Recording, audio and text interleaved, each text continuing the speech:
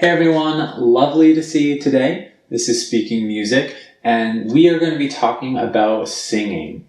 3 different parts to becoming a good singer. Right up after this.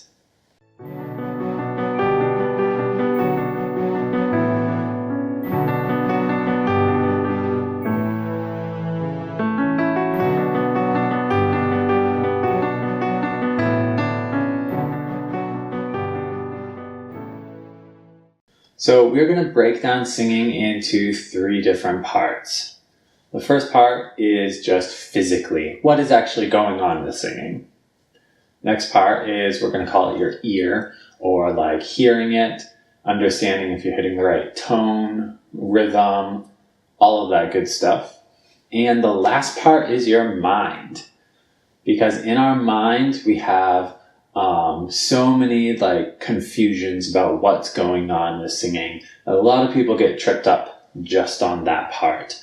You may completely be doing everything right physically. You can do things right by ear, but you just hit a roadblock in your mind, and we're going to talk about that.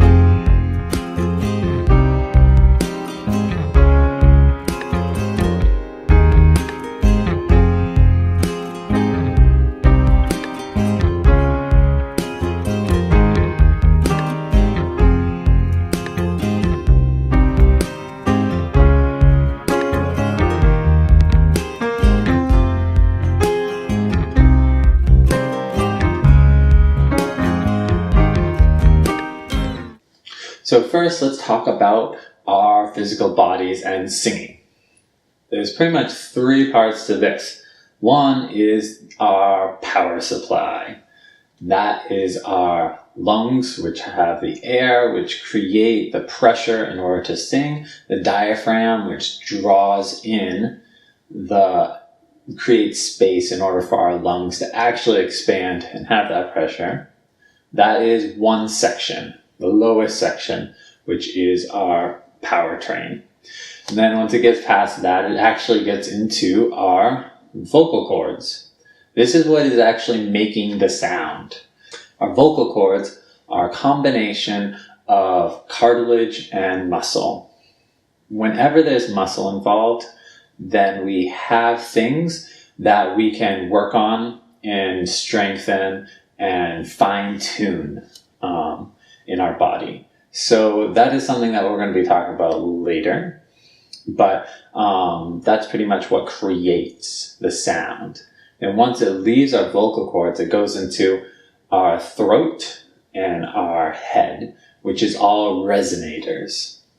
A resonator is something that will change the way that the sound actually is heard. So everything up there will affect the way the sound is. It's not just your vocal cords. It's like trying to play a trumpet without the big horn on the front. It's going to sound very, very different than if you actually have that horn on the trumpet. So that's our body. That's how it works. Next thing is hearing. So there's different parts of being a good singer.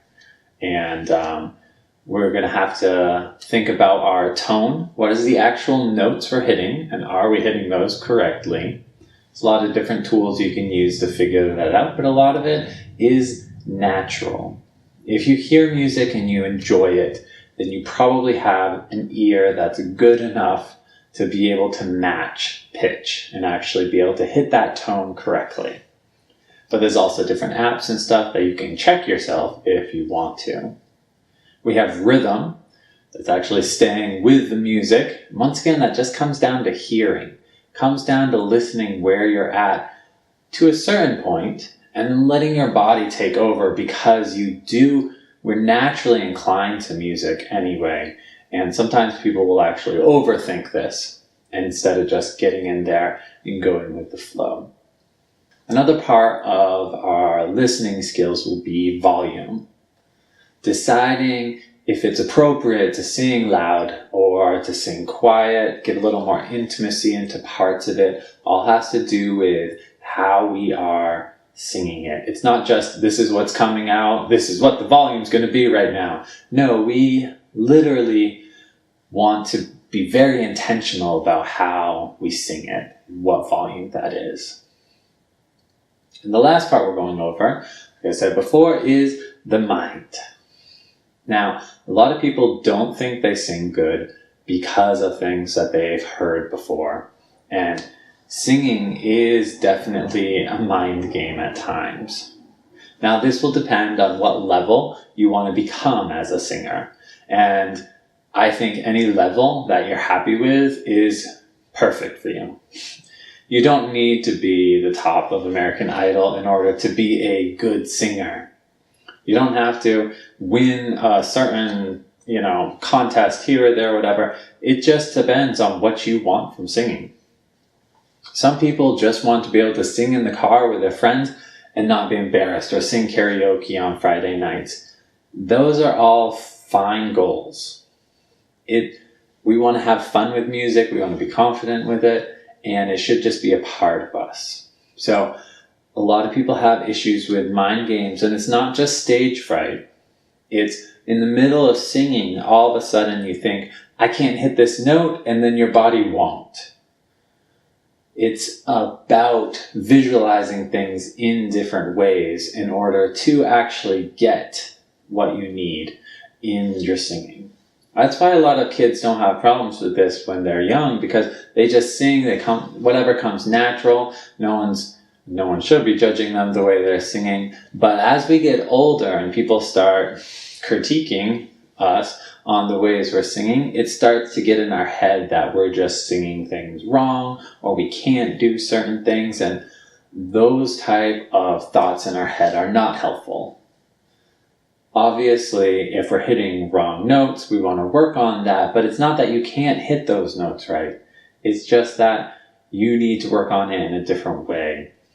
And having your mind always telling you that you can't do it, or that note's too high for you, or you can't be a lead singer, or anything like that, is not going to be helpful for you. We want to just work on singing, have fun doing it, and see where we will continue to progress, as long as we keep working on those things that we find are issues for us.